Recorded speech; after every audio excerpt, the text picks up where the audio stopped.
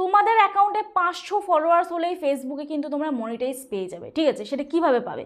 Hello everyone, welcome back to my channel tech with me. তো আজকে চলে এসেছি আরও একটা নতুন ইন্টারেস্টিং ভিডিও নিয়ে। আজকে ভিডিও টাইটেল আর থাম্বনেল দেখে তোমরা বুঝতে পেরেছো আজকে ভিডিওটা কিন্তু সম্পূর্ণ অন্যরকম হতে চলেছে। এতদিন তো আমি তোমাদের ইউটিউব সম্পর্কে শিখিয়েছি, এবার না হয় একটু ফেসবুক সম্পর্কে জানানো যায়। তো ইউটিউবে বলো বা ফেসবুকে বলো, আমরা সকলেই কিন্তু এখন বর্তমানে কাজ করছি, কিন্তু ইউটিউব প্ল্যাটফর্মে কাজ করতে গেলে আমরা কিন্তু জেনে যাই যে ইউটিউবের কী কী মাইলস্টোন প্রয়োজন, কিন্তু ফেসবুক কিন্তু এখন সেটা খোলসা করে আর বলছে না। আগে ফেসবুকে যখন আমরা কাজ করতাম আমরা জানতাম যে 5000 ফলোয়ার্স লাগবে এবং 60,000 মিনিট ওয়াচ টাইম লাগবে, তাহলে আমরা ইনস্ট্রিম একটা পেয়ে যাব। কিন্তু বর্তমানে এখন কিন্তু ফেসবুকে তোমার 500 ফলোয়ার্স হলেই তখনই কিন্তু তোমাকে স্টার্ট সেট আপ দিয়ে দিচ্ছে।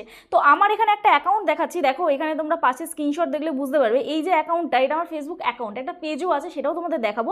তো এই যে অ্যাকাউন্টটা, এই অ্যাকাউন্টে কী লেখা আছে, your profile is earning money, তারপর এখানে কী লেখা আছে, স্টার্স লেখা আছে, অ্যাডস অন রিলস লেখা আছে, সাবস্ক্রিপশন লেখা আছে, কন্টেন্ট মনিটাইজেশন লেখা আছে। এই সবগুলো কিন্তু আমি পেয়ে গেছি। আমার অ্যাকাউন্টে ফলোয়ার্স কত দেখবে, দেখো এখানে আমার অ্যাকাউন্টে ফলোয়ার্স আছে 2.2K, কিন্তু তোমাদের অনেকেরই 10,000 12,000 ফলোয়ার্স হয়ে আছে, কিন্তু তোমরা তাও কন্টেন্ট মনিটাইজেশন পাও না, তোমরা অ্যাকাউন্টটা সেট আপ করতে পারো না। আজকে তোমাদেরকে বলবো একটা ফেসবুক অ্যাকাউন্ট বা একটা ফেসবুক পেজ যদি তোমরা মনিটাইজেশন পেতে চাও তাহলে কোন সেটিংসগুলো তোমাদের চেক করতে হবে।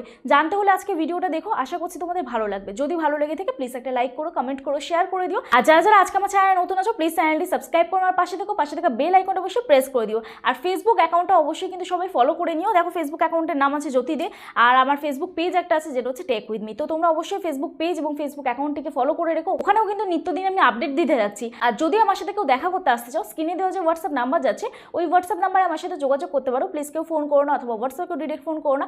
তোমাদের অ্যাকাউন্টে বা তোমাদের চ্যানেলে কোনো টেকনিক্যাল প্রবলেম হলে তবেই কিন্তু আমার সাথে হোয়াটসঅ্যাপে যোগাযোগ করো। আর যাদের বাড়ি অনেকটাই দূরে, আমার অ্যাড্রেস বজবজ বাটানগর, দক্ষিণ 24 পরগনা, কলকাতা। তোমরা যারা আসতে পারছো না আমার সাথে হোয়াটসঅ্যাপে যোগাযোগ করতে পারো। অনলাইনের মাধ্যমে তোমাদের চ্যানেলের টেকনিক্যাল প্রবলেম আমরা সলভ করে থাকি। তো চলো আর বেশি তোমাদের সময় নষ্ট না করে চলে যাওয়া যাক মূল ভিডিওতে। দেখো ফেসবুক অ্যাকাউন্ট যখনই আমরা ওপেন করি তখন আমাদের এইরকম একটা ইন্টারফেস চলে আসে।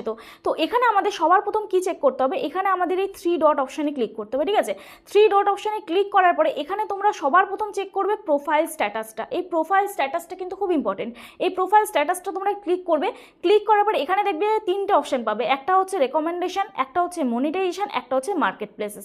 তো এখানে রেকমেন্ডেশনটাতে তোমরা ক্লিক করবে। রেকমেন্ডেশনে ক্লিক করার পর এখানে দেখতে পাবে প্রোফাইল রেকমেন্ডেশন। ঠিক আছে, এই রেকমেন্ডেশন মানে কি, ইউটিউবে যখন আমরা ভিডিও আপলোড করি তখন দেখবে ইউটিউব আমাদের ভিডিও রেকমেন্ড করে, ইউটিউব রেকমেন্ডেশন বলে অপশন থাকে। তো সেম থিংস হচ্ছে ফেসবুকও কিন্তু আমাদের ভিডিও অন্য দর্শকদের কাছে পাঠায়। তো এখানে যদি কোনো এরর সাইন থাকে তাহলে কিন্তু তোমাকে বুঝতে হবে যে ফেসবুক কিন্তু তোমার কন্টেন্টকে নতুন দর্শকদের কাছে পাঠাবে না, ফেসবুক কিন্তু কোনো রেকমেন্ড করছে না। এখানে যদি কোনো এরর সাইন থাকে তো এখানটা দেখবে তোমরা ওকে আছে কিনা। এরপরে